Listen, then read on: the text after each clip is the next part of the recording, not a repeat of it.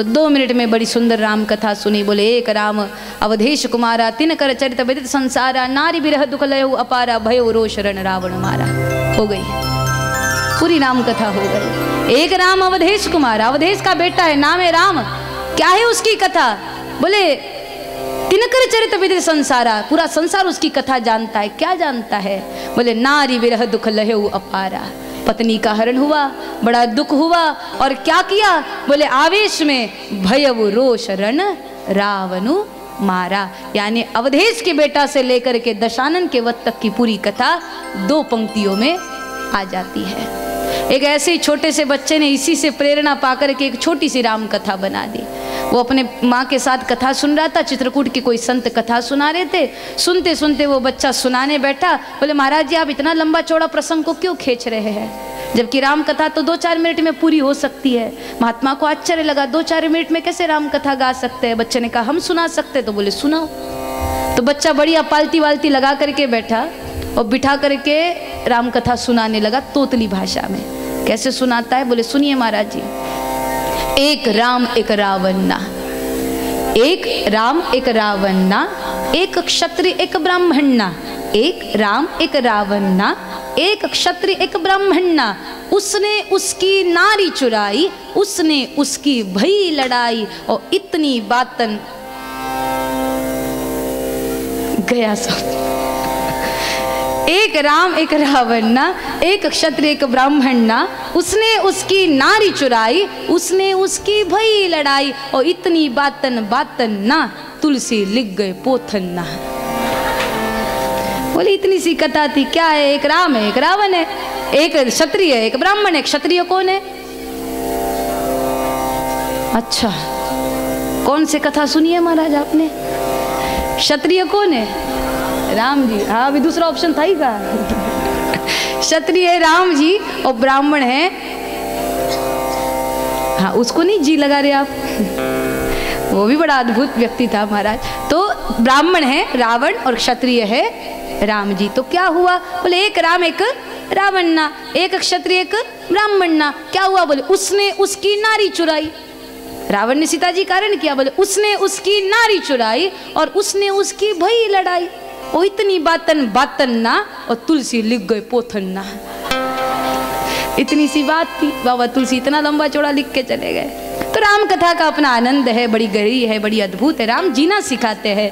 कभी समय मिले तो उस पर चर्चा करेंगे। तो मूल रूप से राम कथा का दर्शन कराते हैं। एक बार जयकार लगाते हुए बोल सियावर रामचंद्र की, बोल राजा रामचंद्र की। तो सुंदरता के साथ राम कथा का बड़े मंगलमय भाव के साथ दर्शन करा करके श्री शुकदेव जी महाराज अब हम सबको ले जाते हैं कृष्ण कथा की ओर। तो अब ज्यादा टाइम नहीं लगाएंगे, कुछ समय में ही परमात्मा अब प्रकट हो जाएंगे महाराज। वो वैसे भी कृष्ण कितने बजे प्रकट हुए? कौन से वाले थे? तो अभी कितना बजा? तो 12 बजे तक तो चलाना पड़ेगा ना, चलेगा ना? 12 बजे तक चलाएंगे, ठीक 12 बजे कन्हैया आ जाएंगे, ठीक है ना? तो यहाँ पर ठाकुर जी का प्राकट्य होता है। चिंता मत करिए, डरिए मत, नहीं तो एक एक करके उठना शुरू हो जाएंगे महाराज। यही अभी कुछ ही पल में परमात्मा देखो 12 बजे सुन के 12 बज गए महाराज। हाँ इसीलिए अब ज्यादा टाइम नहीं लगाएंगे, 2-4 मिनट में भगवान आ जाएंगे। तो बड़ा सुंदर दर्शन है। मथुरा की भूमि में महाराज शूरसेन का शासन है। शूरसेन के बेटा हुए उग्रसेन और उसी के एक संतान हुई देवक। देवक से देवकी हुई, उग्रसेन से कंस हुआ। कंस का बड़ा अत्याचार बढ़ा, तो परिणाम में सभी देवी देवताओं ने ब्रह्मा जी से विनती करी कृपया गड़बड़ ना करें, उसी शांति और स्थिरता के साथ सुनते रहे। कंस के अत्याचारों से संतप्त होकर के देवताओं ने ब्रह्मा जी से स्तुति करी, प्रार्थना करी और कहा महाराज उसके वध का कोई उपाय सोचे आप। और जैसे ही कहा तो ऐसे में सारे देवताओं ने मिलकर के भगवान की स्तुति करी। भगवान शंख चक्र गदा आदि लेकर पद्म लेकर के प्रकट हो गए। प्रार्थना करी सबने, तो प्रार्थना में बड़ी ताकत है महाराज, इसलिए बड़े बड़े लोग भी प्रार्थना करते हैं। और इसीलिए वंदनीय राष्ट्र संत तुकडोजी महाराज जी ने कहा सर्वधर्माचा समन्वय, लोक शिक्षणाचे विद्यालय और ये सब देखा जाए तो सामुदायिक प्रार्थना सर्वरूप से हितकारी है, कल्याणकारी है। प्रार्थना सभी इसमें की जाती है। संक्षिप्त में हम थोड़ा समझे, मजहब हो, कोई भी धर्म हो, कोई भी संप्रदाय हो, कोई भी पंथ हो, उसमें प्रार्थना जरूर बोली जाती है। बस कोई उसे प्रेयर कहता है, कोई फरियाद कहता है, कोई अरदास कहता है, कोई प्रार्थना कहता है, पर बोलते सब है। तो प्रार्थना सबने करनी चाहिए, देवताओं ने भी की, और उसके परिणाम में भगवान वहां पर प्रकट हो गए। भगवान ने आश्वासन दिया, मैं यदुवंशियों में 2 रूपों में प्रकट होऊंगा और कंस को जन समुदाय सहित मारकर भूमंडल पर धर्म की पुनः स्थापना करूंगा।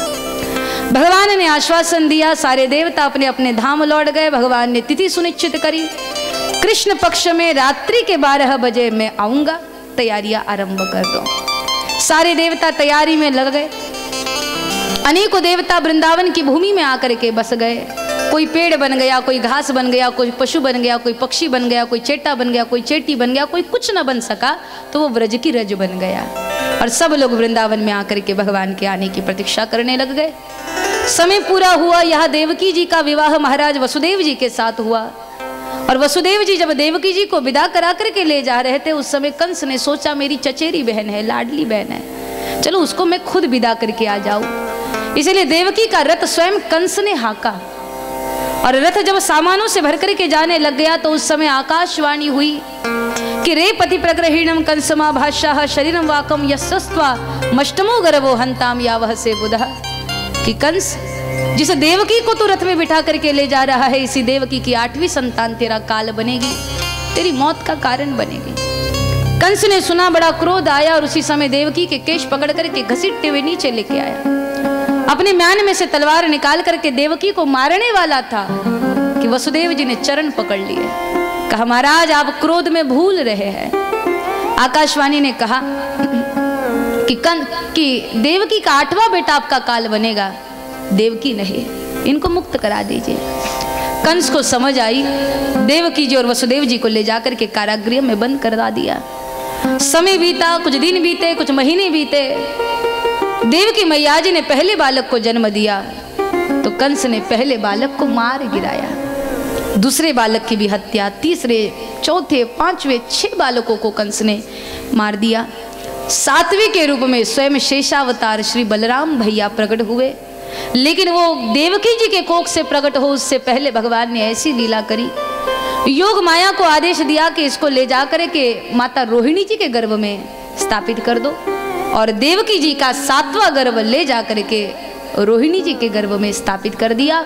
और योग्य समय में कृष्ण जन्मोत्सव से पहले गोकुल की भूमि में रोहिणी मैया जी के गर्भ से श्री बलराम भैया का प्राकट्य हुआ। जयकार होने लग गई, बोल बलराम भैया की जय, बोल दाऊ दयाल की जय।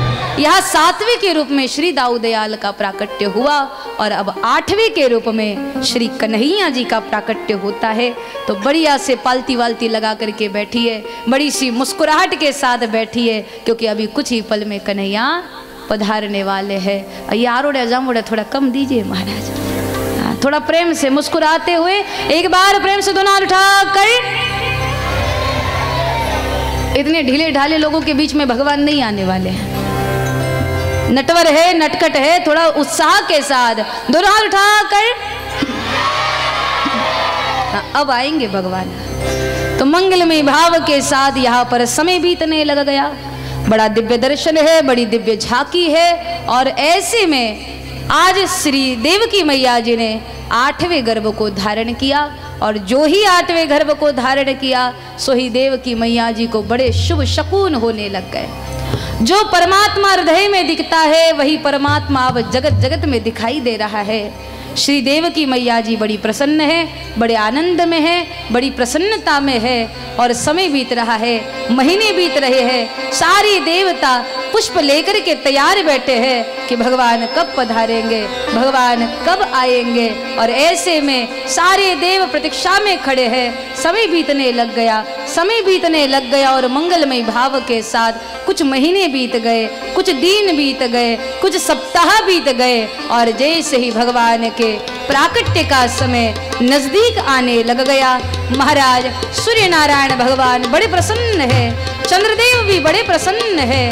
और ऐसे में सारे देव इंद्रदेव, अग्निदेव, वायुदेव, सूर्यदेव, पवनदेव, चंद्रदेव, महादेव, सारे देव भगवान के आने की प्रतीक्षा में राह नजरें टिकाए हुए बैठे हुए हैं। महाराज कब दिन बीत रहे, सप्ताह बीत रहे, खबर नहीं लग रही।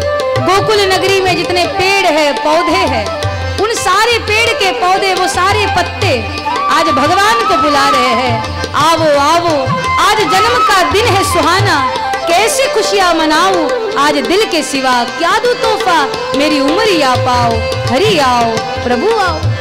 आज यमुना जी में बाढ़ आ गई महाराज, क्योंकि अलकनंदा, भागीरथी, गंगा, मंदाकिनी, सरस्वती, सारी नदियां आज यमुना जी में मिलकर के बहने लग गई। तो यमुना जी